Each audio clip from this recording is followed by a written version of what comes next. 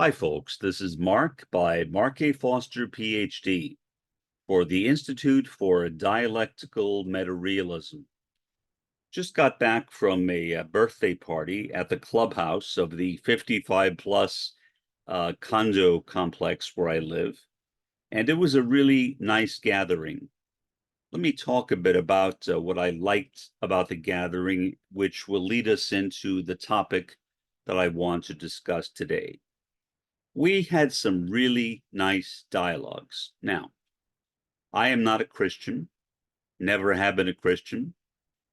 There was a woman there who was a Christian, and she was talking about it a lot. She was also talking about how she is being pressured to leave her condo quite a bit. And she was an interesting person, though. She did talk about Christianity quite a bit, which is fine.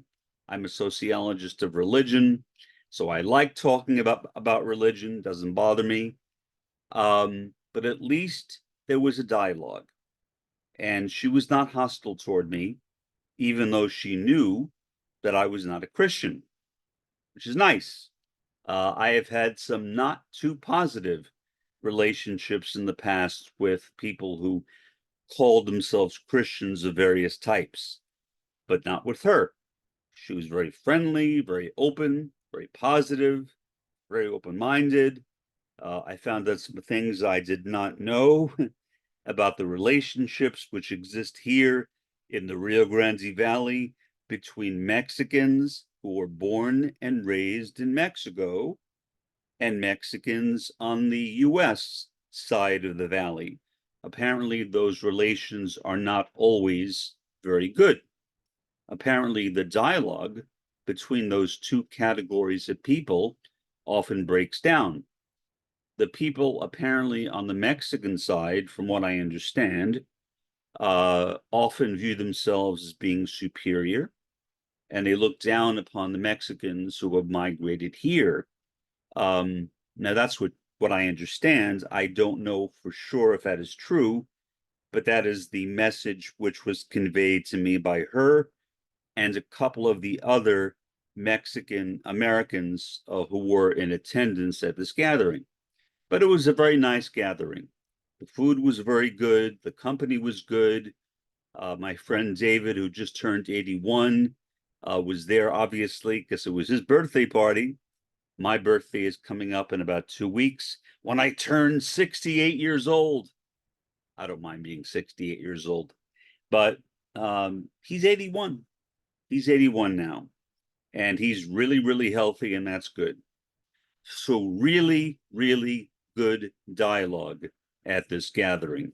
That's the point I wanted to make, that despite our differences, despite the fact that we were all different, despite the fact that you had this very strong Roman Catholic person who conducts Bible studies and talked about that a lot at this party, whereas I, on the other hand, am a commie, and I make no secret of the fact that I'm a commie.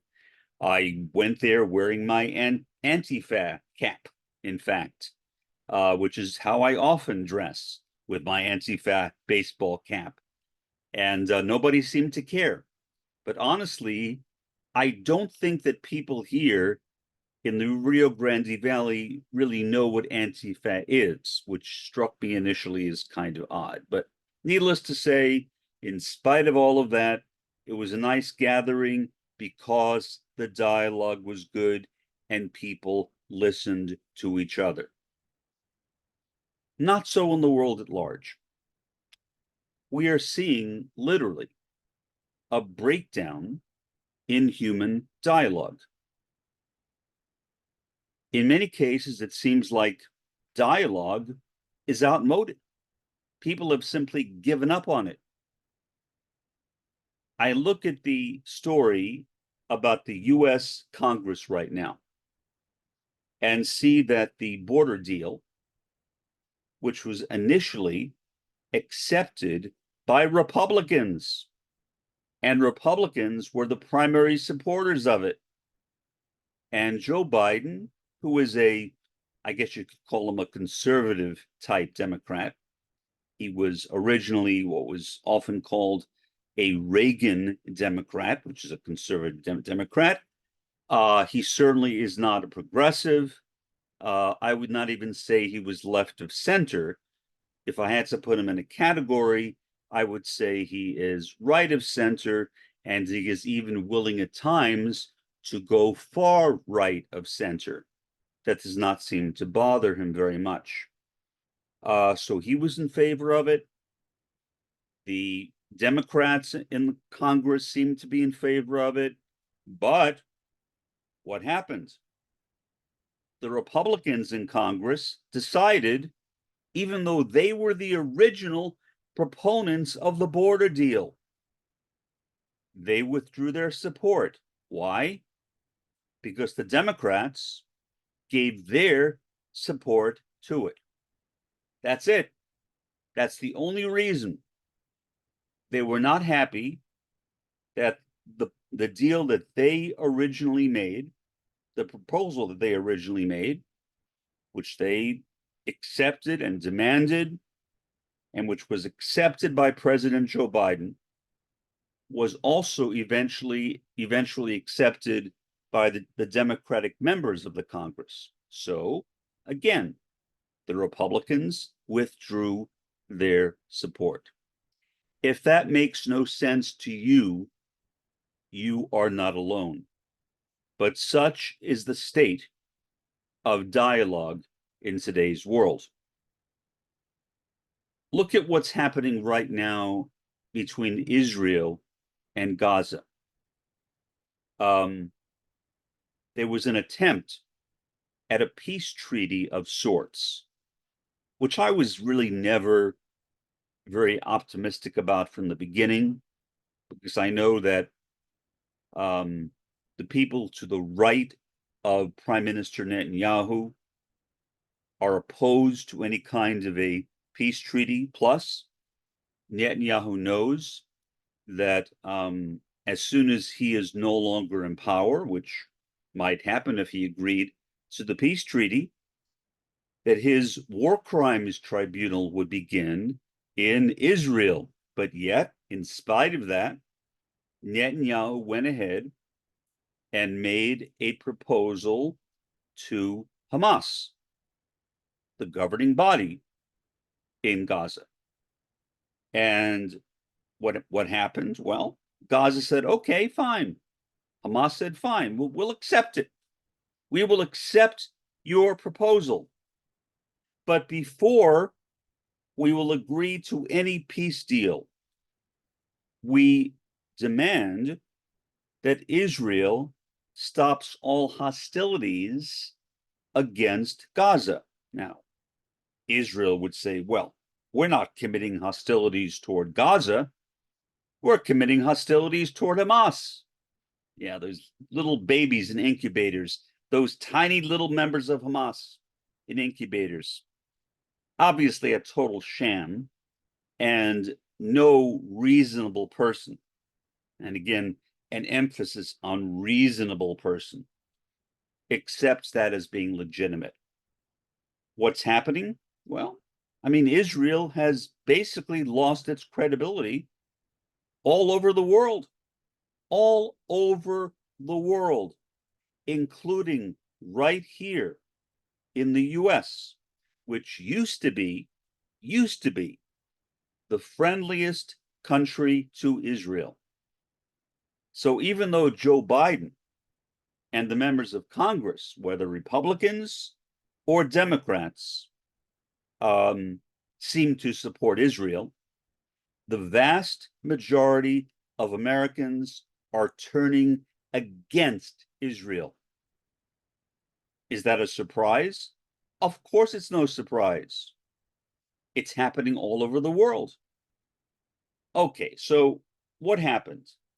Hamas said, okay, we will agree to to talks. We will agree to discussing peace. But before we do that, we demand an end to Israeli hostilities on Gaza. Now, is there anything out of the ordinary about that demand? Is there anything outlandish or abnormal about that demand? No, of course not. That is something that one would expect, that when you're engaging in peace talks, that both sides would agree to at least a temporary cessation of hostilities.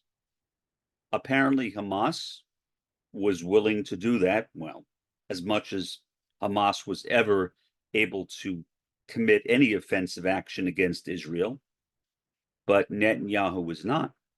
Netanyahu said, no, sure, we will conduct talks with Hamas, but we insist on our right to continue bombing Gaza. That is not what somebody who really wants a peace deal would say.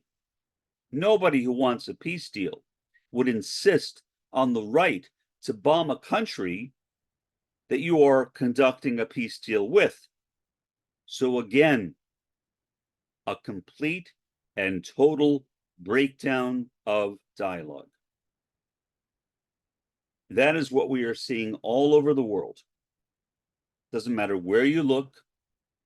Those are two current, relatively well-known examples. I could come up with a dozen more, but there's no point. I would imagine many of you know them already. If not, just pick up a copy of a newspaper or go to news.google.com and you will see examples of exactly what it is that I am talking about. There seems to be no interest in talking. Talking has become a lost art. People have either forgotten how to talk or they simply don't want to talk, or they want to talk and have the other side simply listen and not be willing to listen to the other side. But even that is an understatement. When you come to the US Congress, President Biden, the Democrats in Congress, listened to the Republicans in Congress, and they eventually said yes to this really Neanderthal, prehistoric border deal. Why? I have no idea. It makes no sense to me. What it shows is that the Democratic Party has gone to the right, or at least it would so seem. Certainly, President Biden, who has always been right of center, has now gone even further to the right. There does not even seem to be a significant difference on policy between Republicans and Democrats. The difference is tribes. The Republican Party is one tribe. The Democratic Party is another tribe. Same thing with Israel and Gaza. Israel is one tribe. Gaza is another tribe. So what people say, what people want, has become almost irrelevant. The major issue is, how many points do we get? Who are the first people to accept our deal? Even if my deal is the same as your deal, if I propose it and you accept it, then all of a sudden it's your deal and I never actually proposed it. Now, does that make any sense to me? No. It makes no, I don't think it makes sense to anyone. Does it make sense to people in Congress? I have no idea. But I really, really, really doubt it. because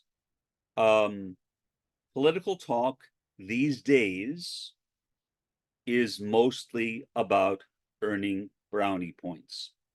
It's not about solving problems. Now, is that new?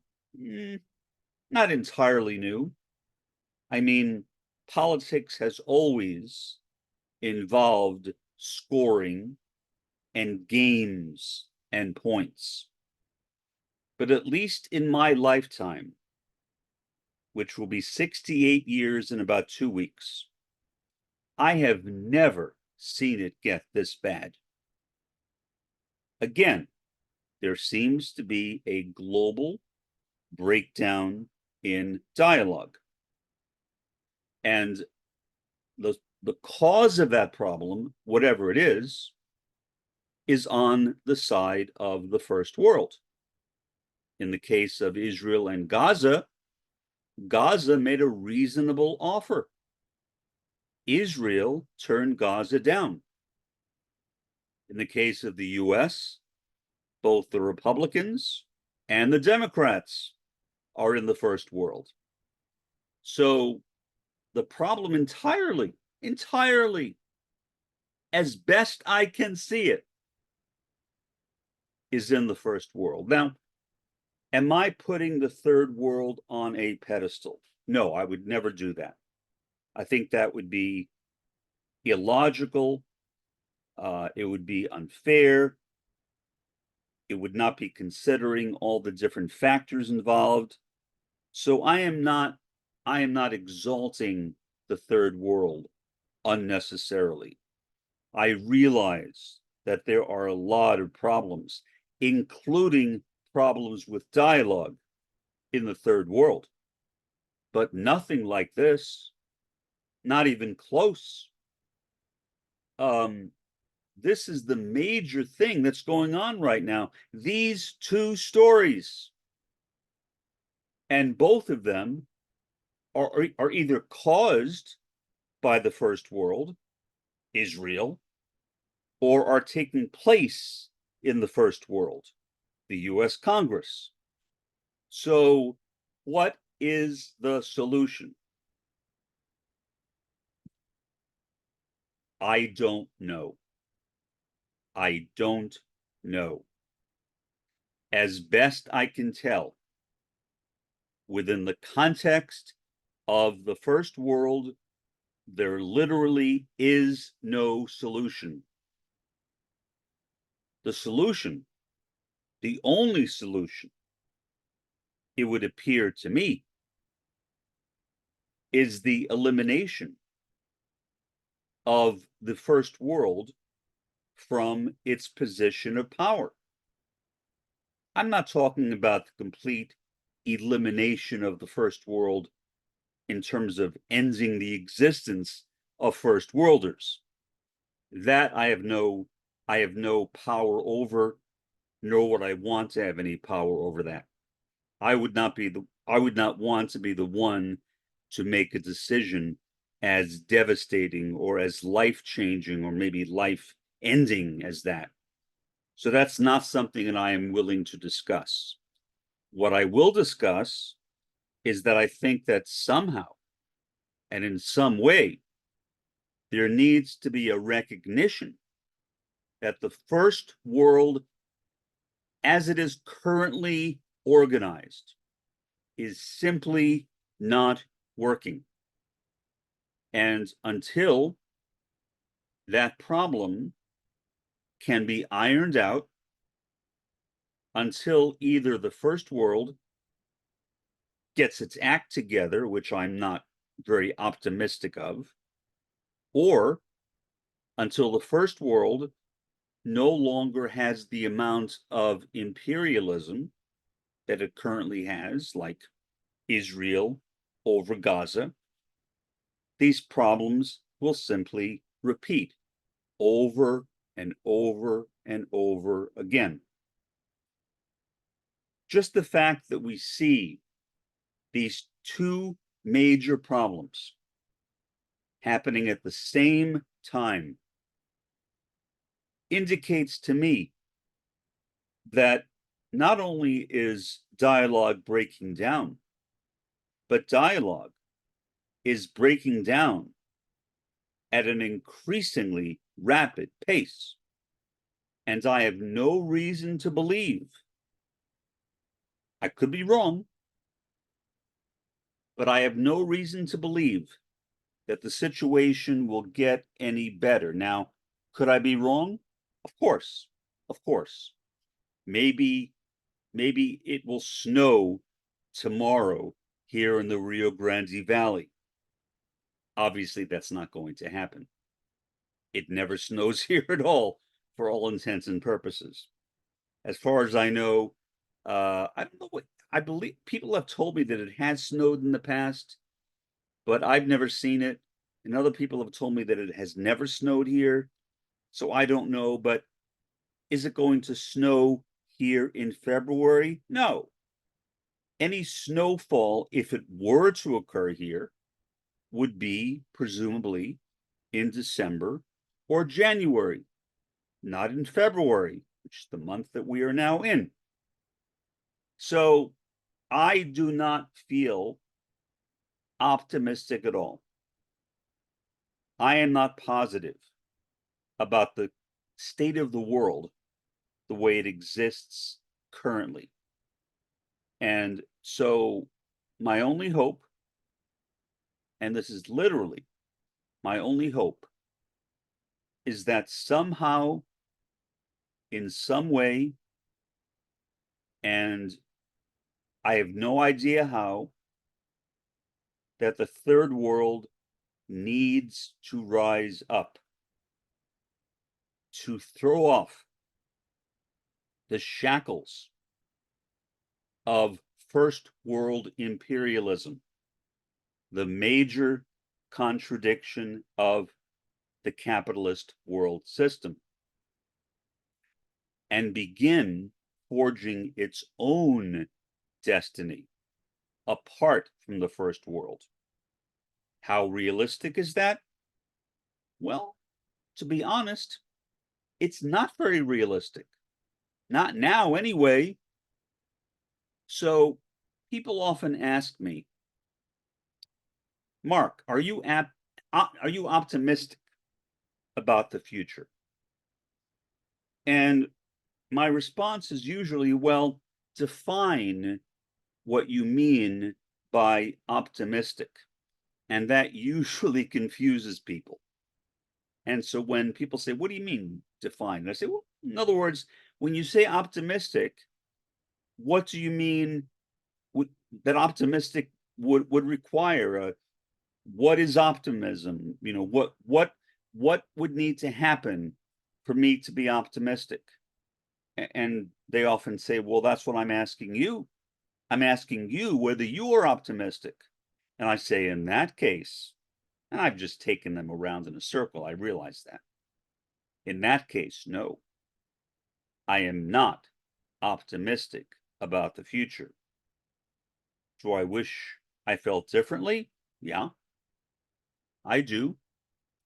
I mean, I am a flesh and blood human being, just like you are. I go to sleep at night, wake up in the morning, eat typically one meal per day, not three, which may not be very healthy, but that's my diet. And I try to think of different scenarios under which the situation in the world, which now appears to me to be so dire, might improve. And nothing occurs to me at all. I'm a realist, a critical realist, but a realist, not an idealist. I'm also not a pragmatist in the usual sense of the term. Pragmatism being that the reality of something is demonstrated in its consequences. Okay, fine. Show me those consequences. No, I'm not a pragmatist. That's too idealistic for me. I am a pure realist, a pure ontological realist. So I want to see what a real path would be to global stability. And as of yet, in my almost 68 years, as I've said before, no one has ever shown me such a path. If you have any ideas, any thoughts, any ideas of how we might go about changing this messed up world that we're living in, please leave me a comment in the comment section, or write me, or make me, I should say, a comments video, a response video, and post the link below this video. If YouTube lets you. I've heard that some people have tried posting links and YouTube takes those down. So obviously, if YouTube takes it down, then I won't see it, but you can try anyway. And if it's there, I will watch it and I will comment on it. For the time being, this is Mark by Mark A. Foster, Ph.D. for the Institute for Dialectical Meta-Realism. Have a pleasant day and an even better day tomorrow.